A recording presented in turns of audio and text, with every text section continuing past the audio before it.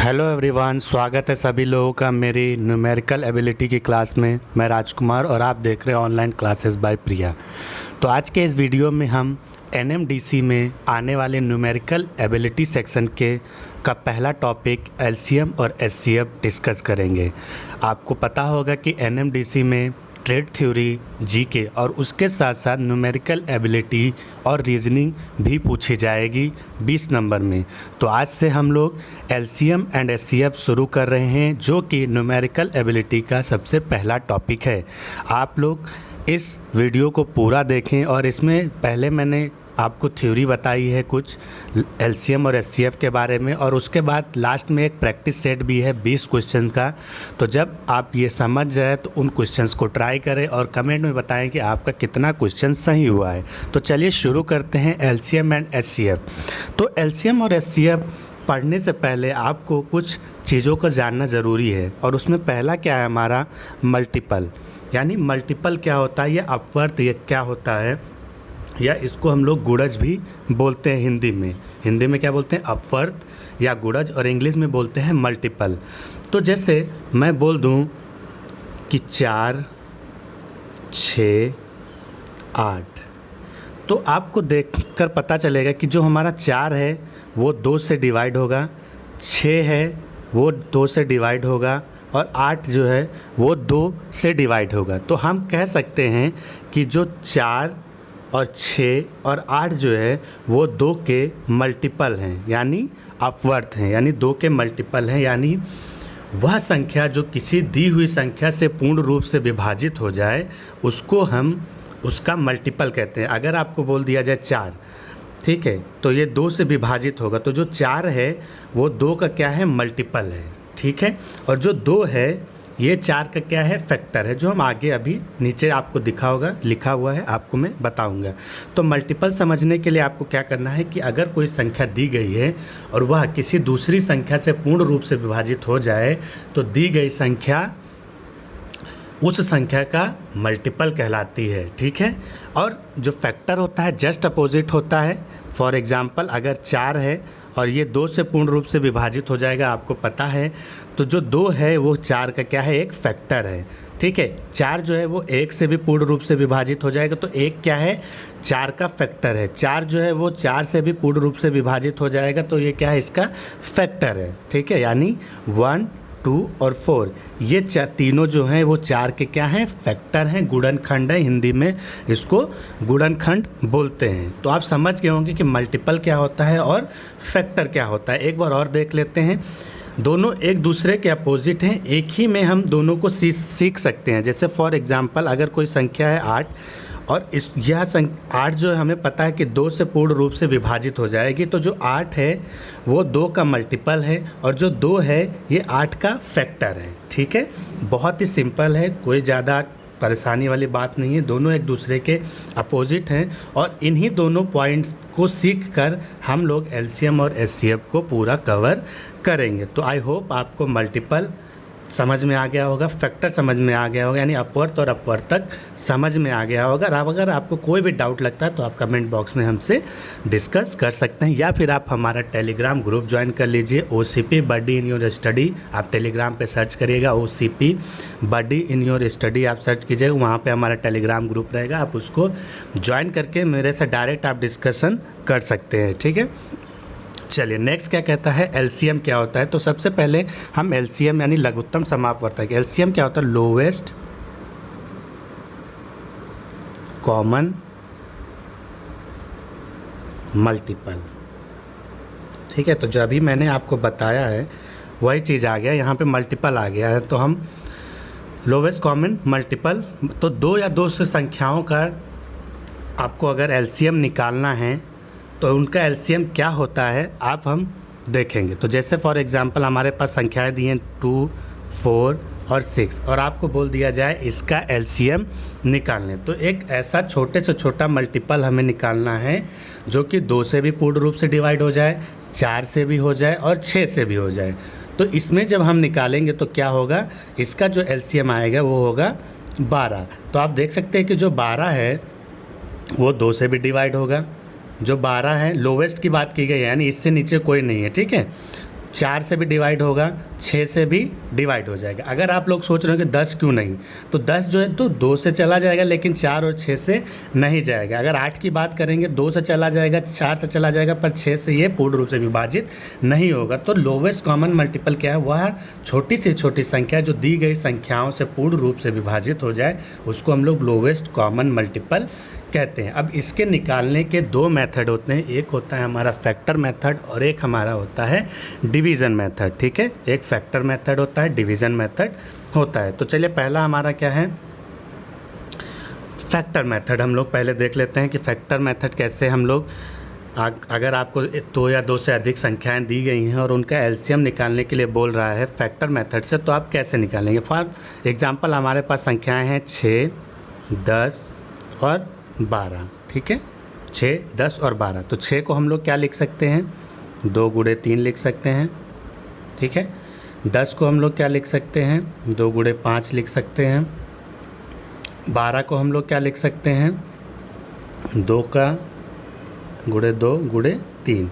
अब हम इसमें क्या करते हैं कि जिस अंक की सबसे जो अधिकतम घात है उसको हम लोग एक बार लिख देते हैं। यहाँ पे जैसे हमारा पास 2 का देखेंगे तो 2 की पावर 2 है, 3 हमारा क्या है, 1 है, यानी 3 लिख लेंगे, और 5 हमारा एक बार है तो हम 5 लिख लेंगे।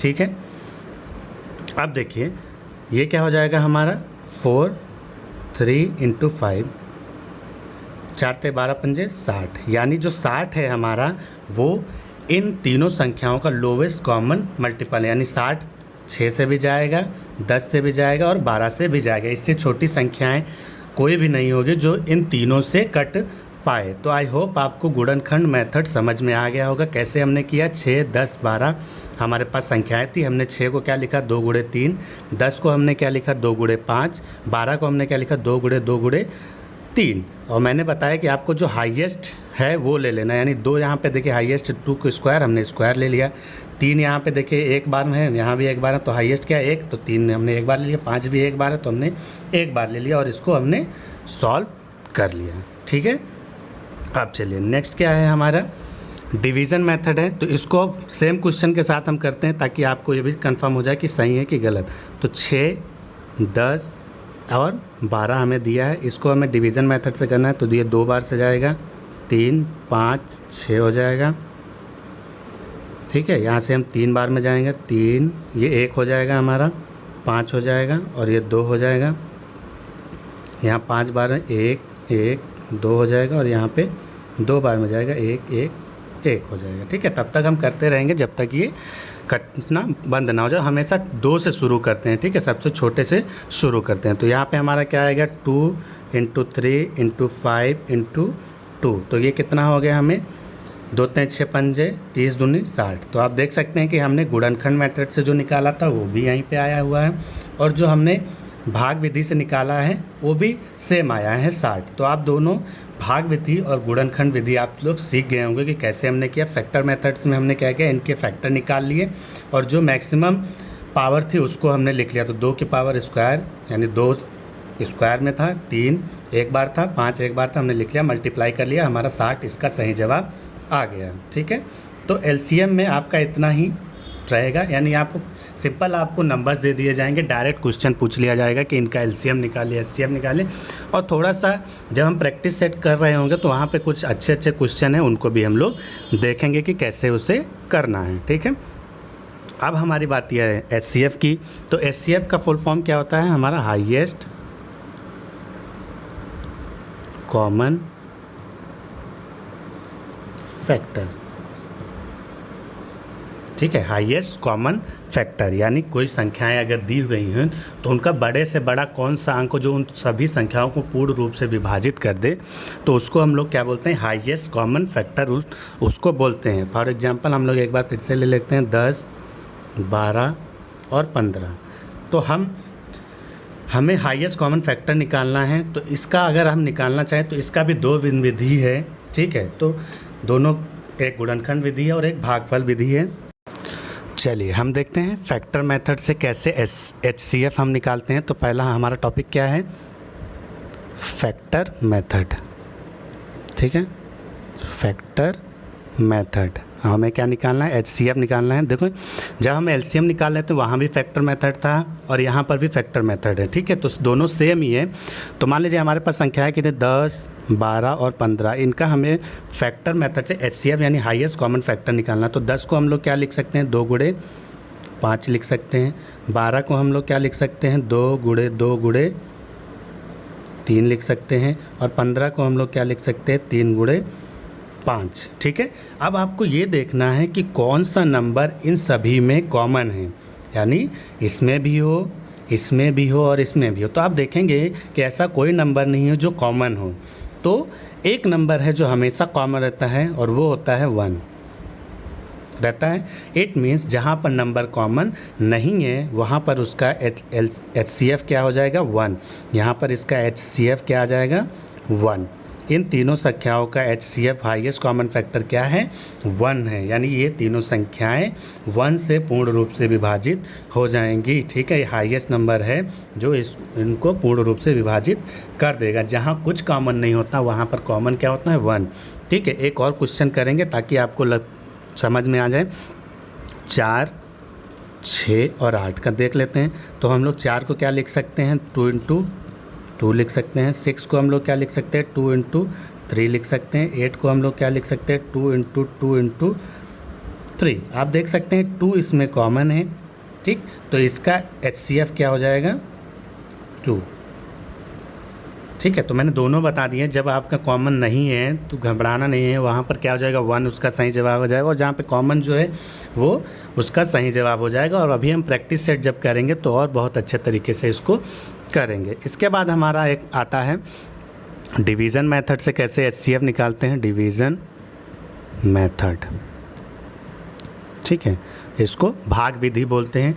तो मान लीजिए आपको बोल दिया जाए, आपके पास कोई क्वेश्चन है, ठीक है, 12 और 18 का डिवीज़न मेथड से आपको निकालना है, क्या निकालना है, HCF निकालना है। तो आप क्या करेंगे, बड़ी संख्या में छोटी से डिवीज़न दे देंगे। तो 12 से इस 18 में क्या करेंगे, डिवीज़न। तो 1 टाइम जाएगा तो ये 12 हो जाएगा। अब 6 आ गया यहाँ पे।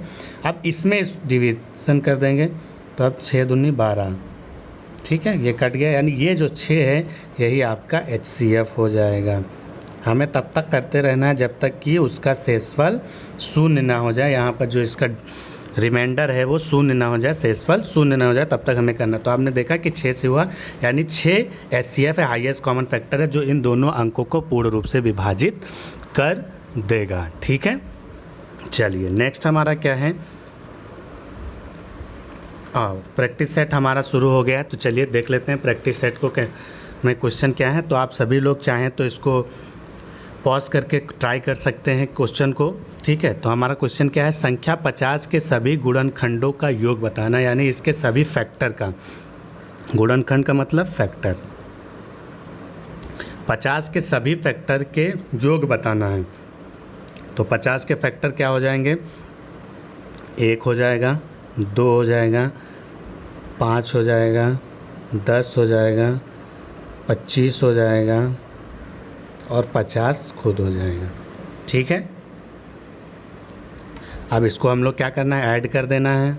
यही क्वेश्चन में बोल रहा है कि इसके जितने भी फैक्टर हो जाएं। और फैक्टर क्या होते हैं कि ऐसे नंबर जो इसको पूर्ण रूप से विभाजित कर दे। तो ये किसको कर देगा, यस 2 कर देगा, यस 5 कर देगा, यस 10 कर देगा, यस 25 कर देगा, हाँ कर देगा, और 50 कर देगा। इसको ऐड करेंगे तो ये 75 हो जाएगा, 85 हो जाएगा और ये 8 93, यानी आपका option number 3 is correct answer, ठीक है। आई होप आपको ये समझ में आ गया होगा। मैंने ऑलरेडी सबसे पहले इसीलिए मल्टीपल और फैक्टर के बारे में आपको बताया है, क्योंकि इससे रिलेटेड आपको क्वेश्चन देखने को मिलेंगे। चलिए नेक्स्ट क्या है, 48 के सभी गुणनखंडों की संख्या, यानी इसके फैक्टर की संख्याएं बतानी है 48 की, ठीक है।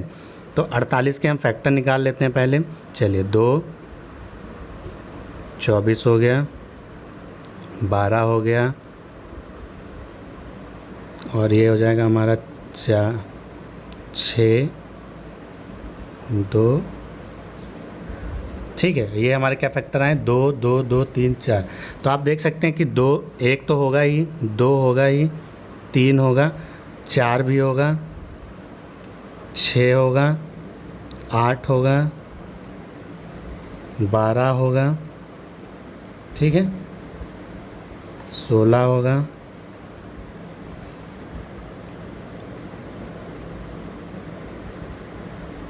ठीक है 16 भी होगा आपका। उसके बाद 24 होगा और 48 होगा। तो कितना आया ये 10, यानी option number second is correct. 1 2 3 4 5 6 7 8 9 10, यानी 48 के कुल टोटल कितने गुणनखंड हैं 10, यानी option number second is right. आप सभी लोग क्वेश्चन वीडियो को पॉज करके आप इसको ट्राई कर सकते हैं, ठीक है। चलिए क्वेश्चन नंबर सेकेंड देखते हैं। थर्ड, संख्या 70 के सभी गुणनखंडों की संख्या, यानी 70 का हमें क्या निकालना है, 70 के फैक्टर निकालने हैं। तो ये 2 से जाएगा 35 हो जाएगा, ये 7 से जाएगा 5 हो जाएगा और ये 5 से जाएगा, ठीक है। तो पहला क्या, 1 तो होगा ही होगा, 2 होगा ही होगा और 70 होगा ही होगा, ठीक है। ये तो कोई डाउट नहीं है, ठीक है। अब देखिए 7 × 2 14 भी इसका होगा, 7 × 5 35 भी होगा, 5 × 10 ये भी होगा इसका, ठीक है।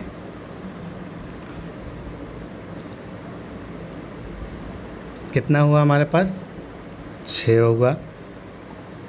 तो 25 35 ये हो जाएगा, 1 हो जाएगा, 2 हो जाएगा, 70 हो जाएगा, 10 हो जाएगा और 7 हो जाएगा, ठीक है। ये इतने इसके फैक्टर हो जाएंगे। तो कितने फैक्टर हैं हमारे, ऑप्शन नंबर 4, यानी 7 फैक्टर हैं, 1 2 3 4 5 6 7। ओके, चलिए नेक्स्ट क्वेश्चन देखते हैं। 64 के सभी धनात्मक गुणनखंडों का योग जो 4 के गुणज हैं, जो 4 के गुणज हैं। तो पहले हम 64 के फैक्टर निकाल लेते हैं कि 64 के फैक्टर क्या क्या होंगे। तो 64 के फैक्टर निकाल लेते हैं। 32 हो जाएगा, 16 हो जाएगा,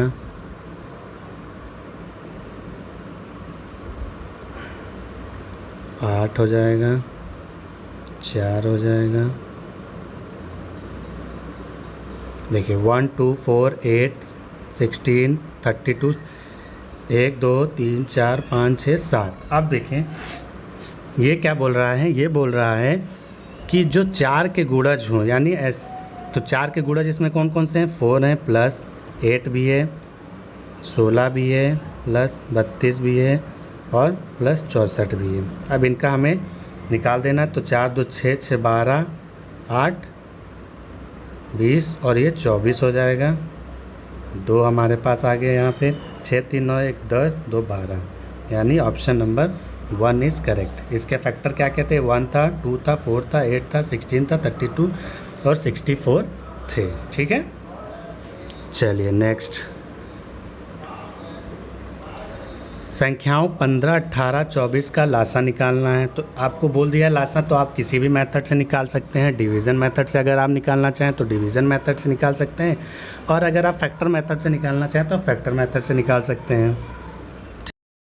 मेथड से निकाल सकते हैं। तो चलिए 15 को हम लोग क्या लिख सकते हैं, 3 × 5। 18 को क्या लिख सकते हैं, 3 × 2 लिख सकते हैं। और 24 को क्या लिख सकते हैं, 2 × 2 × 2 × 3। 2 की पावर 3 यहाँ पे हो जाएगा, 3 का स्क्वायर हो जाएगा और यहाँ 5 हो जाएगा, ठीक है। तो ये 8 हो जाएगा हमारा, 9 × 5 = 45 हो जाएगा, 8 × 5 = 40, 8 × 4 = 32, 360 इज़ राइट आंसर। इसको जब सॉल्व करेंगे मल्टीप्लाई 360 आएगा, यानी ऑप्शन नंबर 3 इज़ राइट। तो इस सेशन में इतना ही। अगर आपको ये वीडियो पसंद आया तो प्लीज़ इसे लाइक करें, शेयर करें, और अगर आप चैनल पर नए आ रहे हैं तो प्लीज़ चैनल को सब्सक्राइब करें। नेक्स्ट वीडियो में हम लोग और प्रैक्टिस करेंगे, ठीक है, और क्वेश्चंस को प्रैक्टिस करेंगे। लगभग हर टॉपिक पे हम लोग 40 से 50 क्वेश्चन की प्रैक्टिस करेंगे, और उसके बाद जब आपका एग्ज़ाम करीब आ जाएगा तो वहाँ पर हम लोग मॉक टेस्ट भी करेंगे इसके रिलेटेड। तो इस वीडियो में इतना ही। आप लोग लाइक करें, शेयर करें और घर पे रहें, सुरक्षित रहें। जब भी बाहर निकलें तो मास्क ज़रूर लगाएं और बहुत ज़रूरी काम होने पर ही बाहर जाएं। मिलेंगे नेक्स्ट वीडियो में, तब तक के लिए take care, bye bye, see you.